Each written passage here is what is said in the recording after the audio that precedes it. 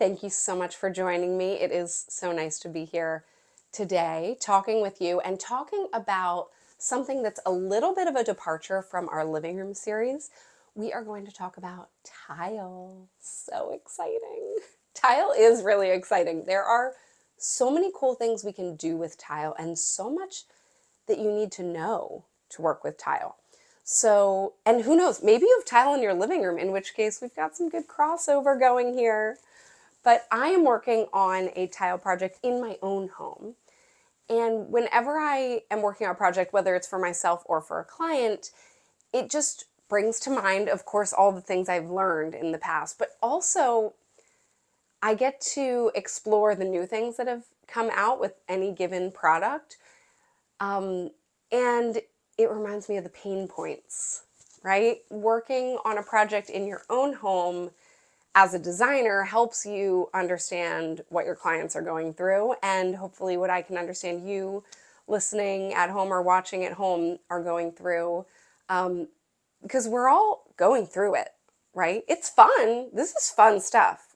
It is absolutely a luxury and a privilege to be doing any type of decorating in your home. It doesn't matter what kind of budget you're on, it is a luxury and a privilege. But that doesn't mean that it doesn't include stress and frustration and all those things. It does. So that's what we're here to talk about on this outlet, is to talk about all of the things that go into making our choices and kind of work around those frustration points so that it's a little bit easier for you. I have given this example recently and I just think it's really valuable.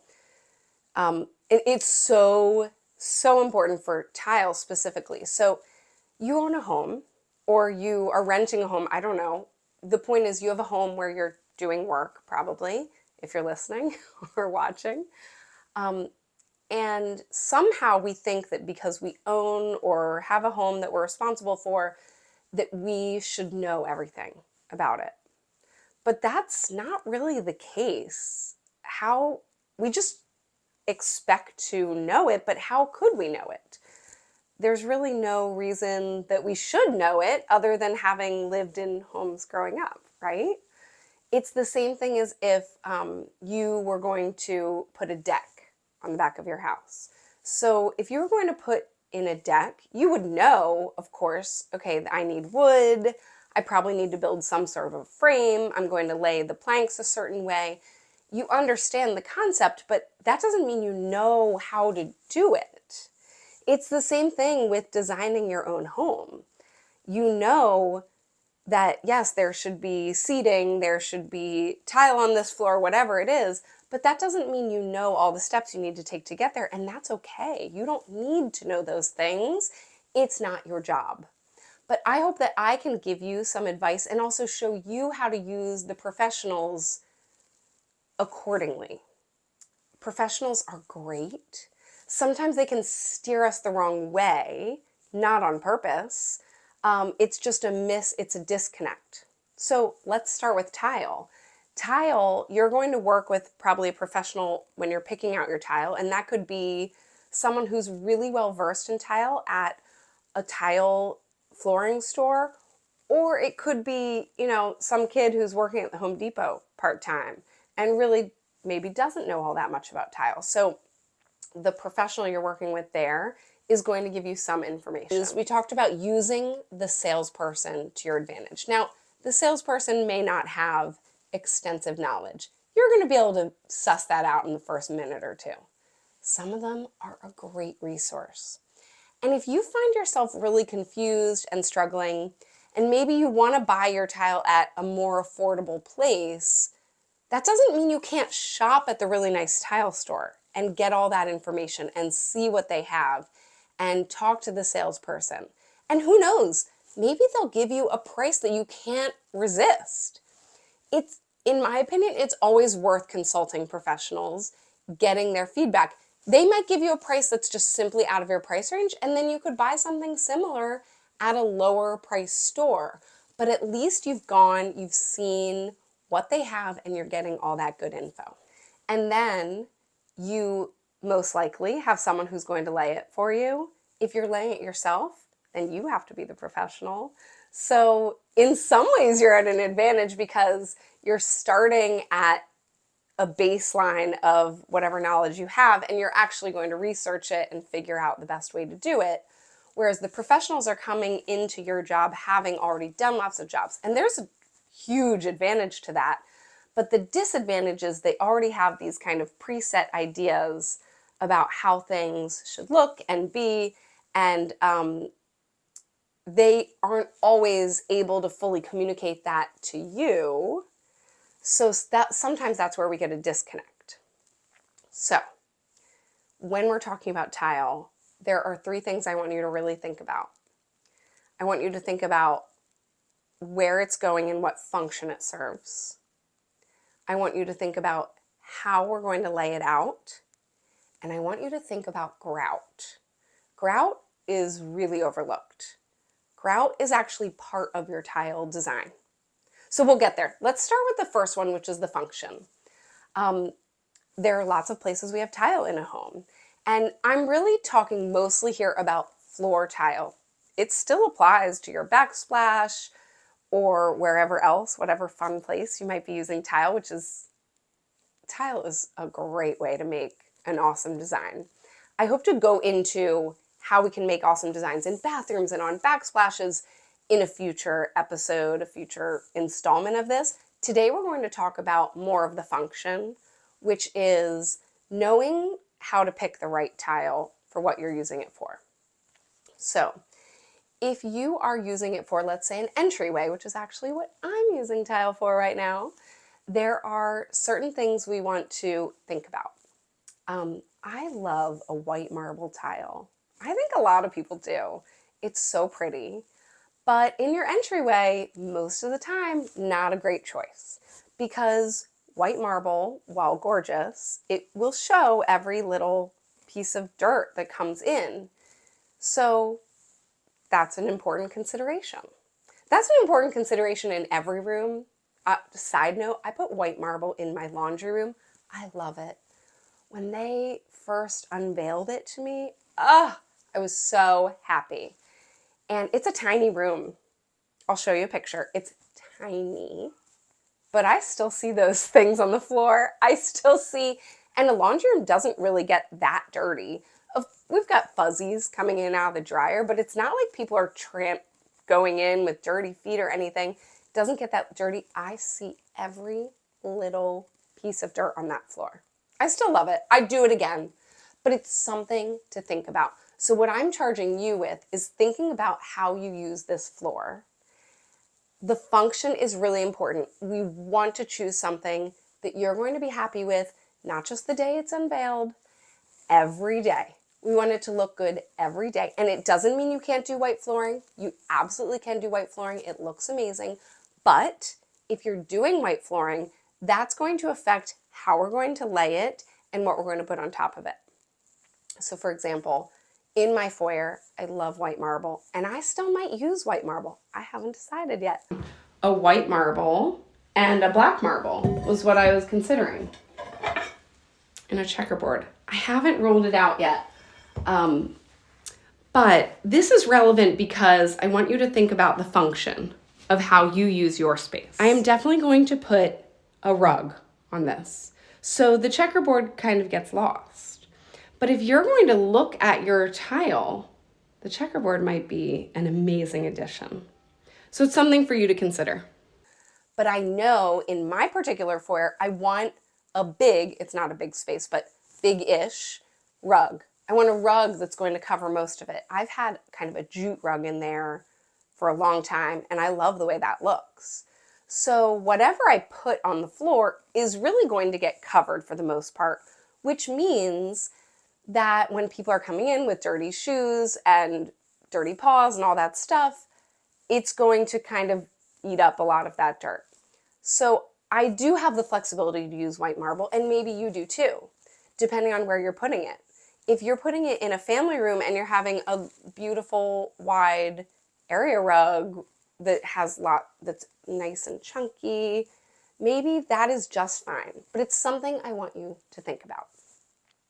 Now, by comparison, also in my foyer. The other thing I'm considering is a brick tile, kind of like looking like a brick. And that would be great because really nothing will show. Very few things will show. There are many situations where I use different tiles with a color, a darker color, and lots of variation, because that's really going to prevent you from having to clean it all the time, which of course is a big part of it. But also think about how you live. If you live alone, it might not really be that big of a deal. That's great. You might just be Swiffering it every once in a while, and more power to you. Jealous.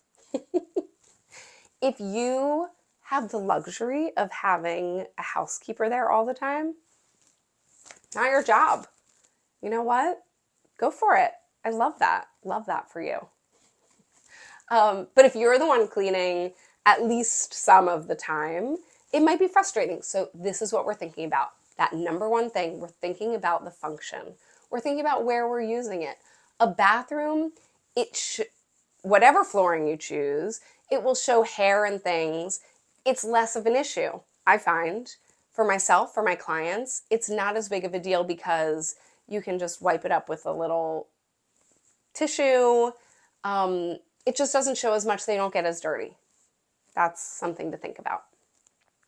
If you're using it in a basement, in a foyer, in a mudroom area, in any of these high traffic areas, that's when you want to look for something that really has that texture, that color, that is not going to require constant cleaning. So for spaces like that, I like to go for either a brick look. I love the look of a slate. I think a black matte tile, like it looks almost like a granite or a slate, looks so good in those spaces. I also like that for like a basement mudroom space because it kind of disappears, right? So it disappears, and a lot of times a basement, a mudroom, they have a lower ceiling. So it just kind of regresses into the floor. And that's a really nice choice for you because it can kind of make your ceiling feel not quite as low if it is low. So that's something to think about. So color is really important for function, but also the material is important. We have a lot of choices. There is a lot of tile that looks like wood, and I'm not huge about, that's not really one of my favorite things to do. My feeling, for the most part, is if you want the wood look, let's use wood. There's not even necessarily a huge price difference depending on what you pick, but also my feeling is that it doesn't quite look as good. It doesn't quite feel as warm. You can hear the difference when you step on it. So for all these reasons, if you want wood, let's go with wood. Unless it is a situation, well, actually, I'm going to give you two situations. One is where you absolutely need tile. Let's say a mudroom. A mudroom, you're picturing kids coming in with snowy boots or in from the pouring rain, soccer equipment, whatever that may be. If that's the case, then I would say definitely go for something that is a tile. And if you love that wood look, that's a great place to use it. And then here's my sneaky second recommendation, which is if you really like heated floors. Okay, who doesn't like heated floors? Everyone loves heated floors.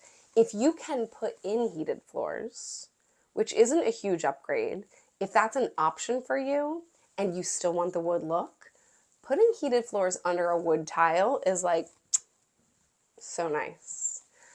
Depends on where you live in the country and all these things, where you are in the stage of renovating. But if that's an option for you, I highly recommend it. As we're doing a discussion about tile, I figured I would take a little tour. Here are some different tiles in my home. Now, this is an original slate tile. I love the look of an original slate tile. The only issue with an original slate tile is, well, it's really expensive to put in new. This kind of has a slate look. It's actually a porcelain tile, which is really surprising. Porcelain used to be a dirty word to me.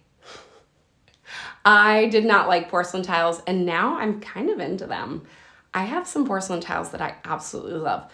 This is porcelain and it looks like an old brick. The technology has changed. There are great porcelain tiles out there. It's kind of amazing to me how much it's changed just in the past 5 years or so. So don't rule out porcelain. You kind of can't go wrong with a marble. Now, you can pick the wrong color, I suppose, but if it appeals to you, if you bring it home, you must bring home a sample, guys. It's really important. Bring home a sample. Sometimes they give you a hard time about it. Sometimes they charge you or hold a deposit. It doesn't matter. You have to do it. Order one tile, whatever it takes. You need to see it in your space. And then that leads me to the point which is, if you bring it home and you see it in your space and you like the way it looks, then it's the right choice for you. You can feel comfortable because you've done the work. You've looked at all the options. Just cutting in here, I hope that this video is really useful to you. And please hit the like button, the subscribe button, all of those buttons, notifications. And also, my book is coming out. It's coming out on Tuesday. This is the first copy. It says not for resale. This is literally the first copy. I'm so excited to share it with you. It has some really great info. When we're thinking about a space that's really going to get a lot of heavy use, maybe it's going to get mud and paw prints and dirt and all those things, I do recommend something that has a darker finish. And I brought you to my mudroom. For those who are listening, the tile in here is a slate look. It's a black tile. They're 12-inch squares.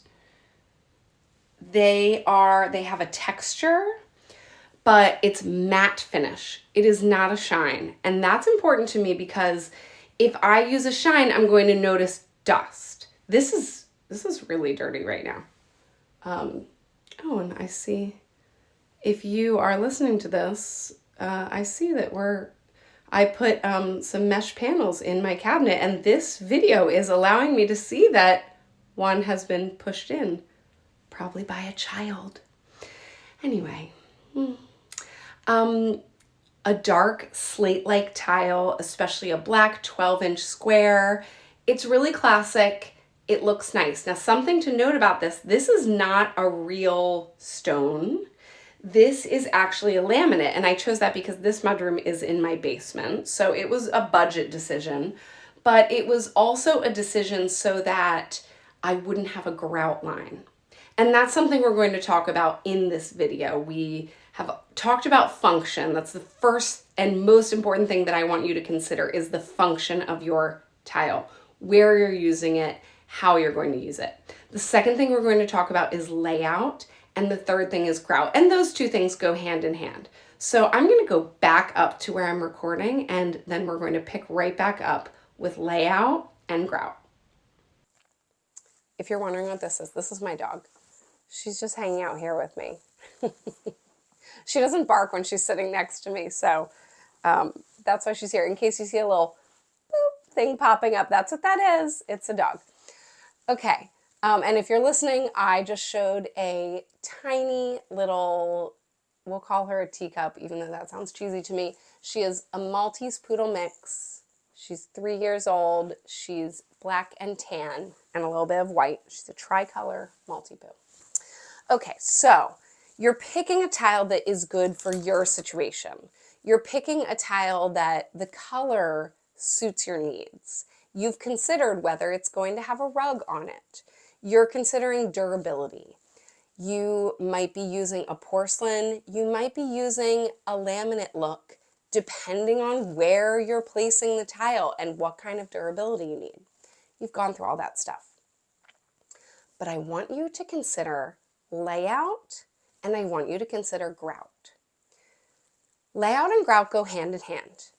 When we choose any tile, it has to go in a pattern. And a lot of times that might just be a grid pattern, and that is perfectly fine for a lot of tiles.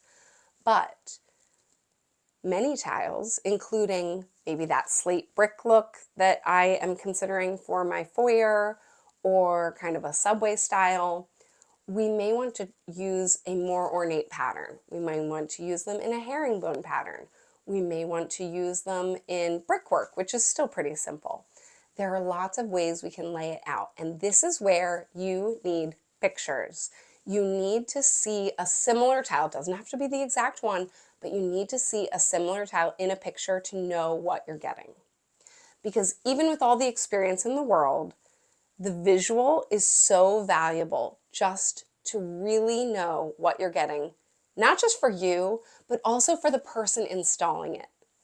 As someone who's been working in interior design for 15 years, I can talk to a tile guy who's been working in tile just as long, and he and I have a language that we both understand, but it's not foolproof.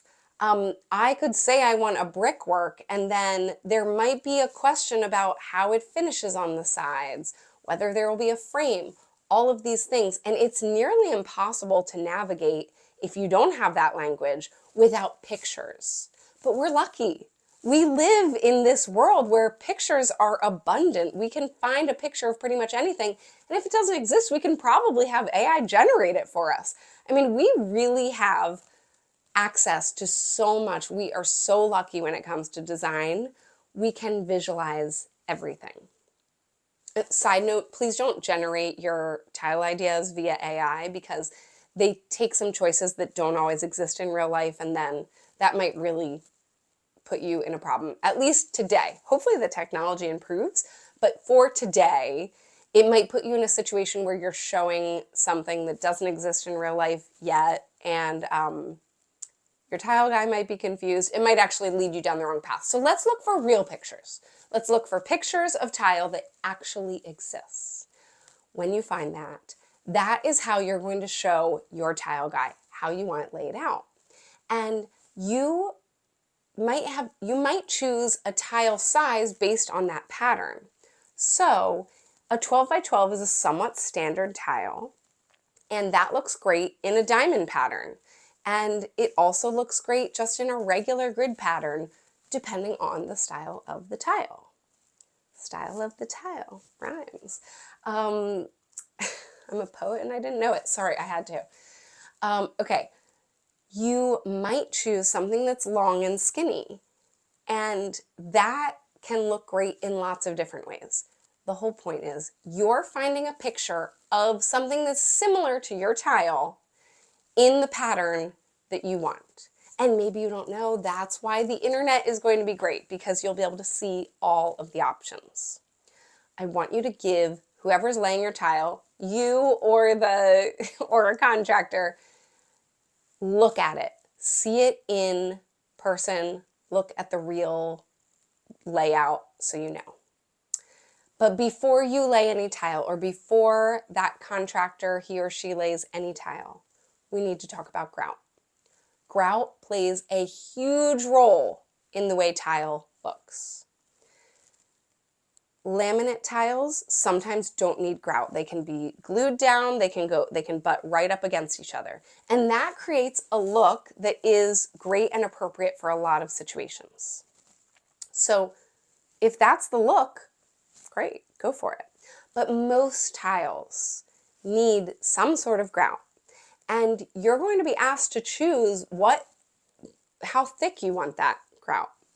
Now, different tiles call for different grout thicknesses and different grout colors. Let's start with the thickness.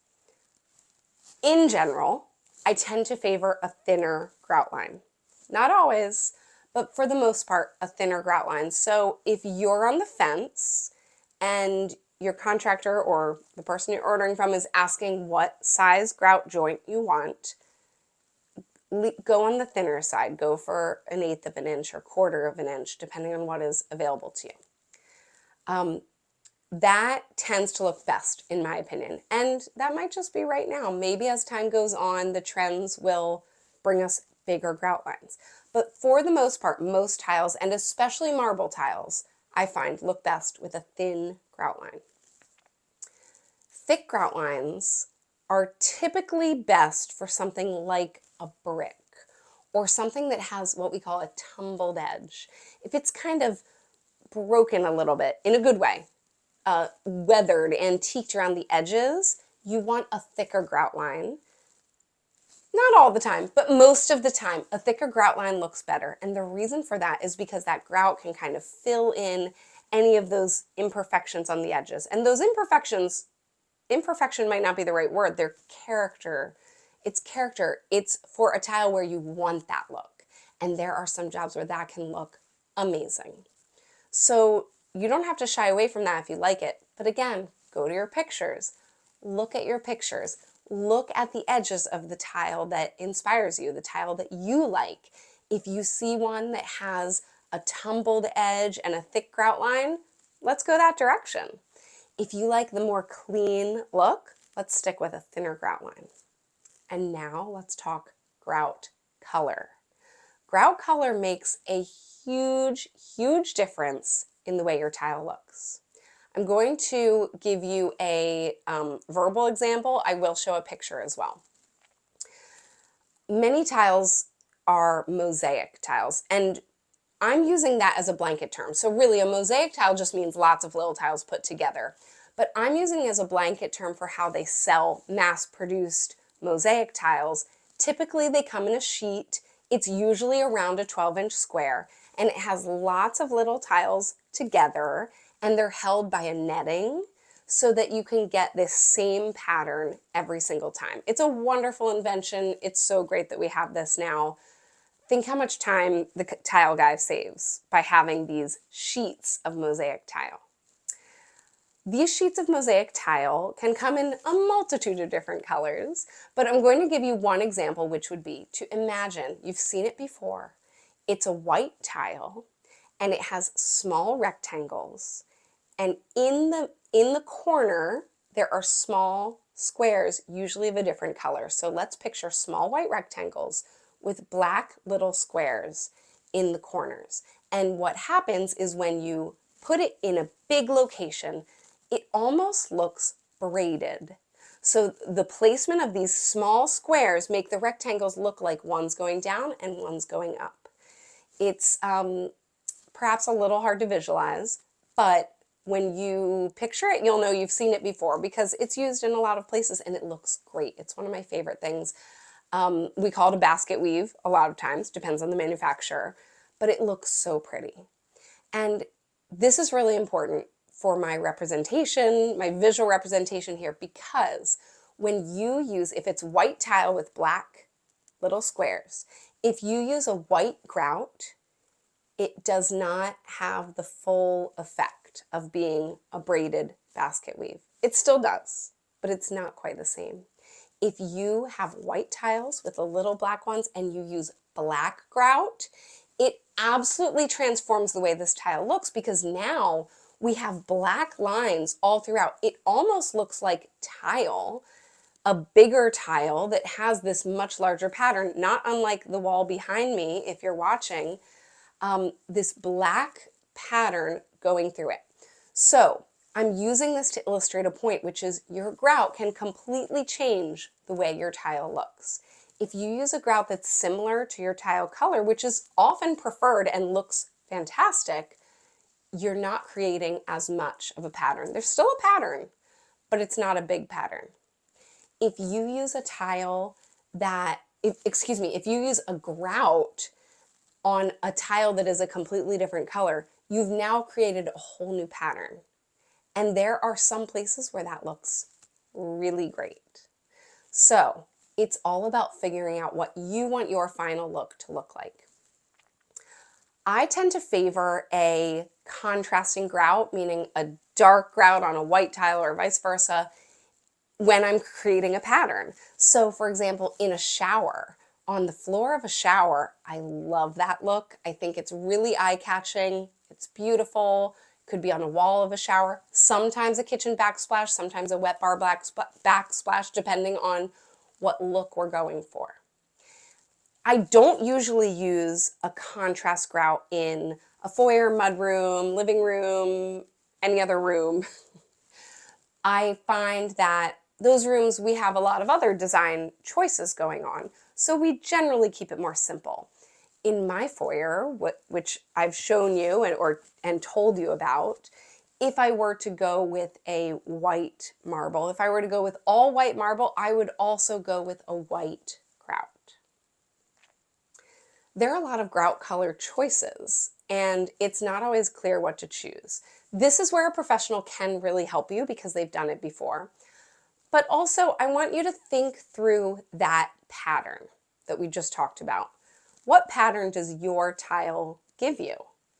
If you're using large tiles, perhaps you're using a 48 by 48, one of my favorite tiles to use, 48 inches by 48 inches. It looks like an amazing marble slab, and often is an amazing marble slab depending on what your material is.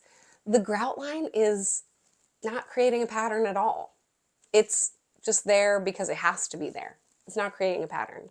If you're using 12-inch or smaller tiles, your grout line is absolutely creating a pattern even when it's really thin and even when it's the same color. But maybe, just maybe, in your space, that's what you want. Maybe you want to create this amazing pattern using a contrast grout. It looks amazing in the right location. But think through it. Think about what other spaces are around it. The reason I don't use it a lot in a foyer is because the foyer opens up to your home. So you probably already have some patterns not that far from your foyer. That's where I tend to opt for a more simple, a more easy, more monogamous? No, monochromatic, not monogamous, monochromatic style. That's why I tend to do that in a foyer, or if there's tile in the living room, I tend to go with something that is really simple. I like to pull from the tile itself. So if it's a high traffic area and I don't want to use a pure white grout because white grout can get dirty over time, I'll make sure I choose a color that's actually in the tile. So let's just say, for the sake of example, it's a marble and it has some gray and tan veining. Well, I'll hold the tile samples, which they have at the tile store. I'll hold those little pieces right up to it, and I'm trying to find something that's close. And if I'm in between two, I generally go for the lighter one. Unless I'm really worried about dirt and staining, I generally go slightly lighter. So, choosing your pattern and your grout, they're big parts of your design. You're also going to choose between sanded and unsanded grout. And depending on what you pick, the person at the tile store might have an opinion about what works best for the tile that you've chosen. But it's really simple just to know sanded grout looks more sandy, it has more texture, and then the less sandy grout is more smooth. So in terms of the look, that's what you can go for. But absolutely consult the professionals. And if you, let's just say you're at a store where the professional doesn't really know a lot, there's someone at that store who does know a lot. That person is there, right? So just find that person. It's the type of thing that you want to just kind of take the salesperson's word for it, but it doesn't hurt to ask the more experienced person in the store or go to a fancier tile store for someone who's been working with tile, because these choices are pretty permanent. Nothing's permanent, of course, but you want to have it for a long time. It's worth putting in a little bit of time now so that when it comes out, you're not like, oh, I should have used the sanded grout. You won't have to do that because you've done the work. And that's what this series is all about. It's about giving you the information so that you can think through all of the options and you can make the choice with all that information with confidence. I really hope you enjoyed this. I hope that it gave at least one person out there some really useful information, hopefully a lot more than one. And I would ask you to please hit the like button, hit subscribe, ask for notifications, all these things, follow. It really helps out. It helps me support my work here. It also helps the algorithm tell me what you're looking for. So if you're someone listening to this, the algorithm does all its algorithmy things and tells me what you're searching for, and that is really helpful because I can make more content that will be beneficial to you. So please do those things. I really appreciate it. Follow along. And oh, my book is available. It's becoming available on Tuesday, February 18th, 2025. Tuesday, February 18th, 2025. Check out the Living Room Design Formula. You can buy it on Amazon. I'm super excited. It has some really good info. I've been working on it a long time, and anyone who's ever worked on a project a long time knows you get to the point where you think, I don't know, is it good? And I opened it last night and I was like, this has some really good info. I really think it will be helpful. So I hope you pick it up. Thank you so much for watching, and please tune in again soon. Thanks.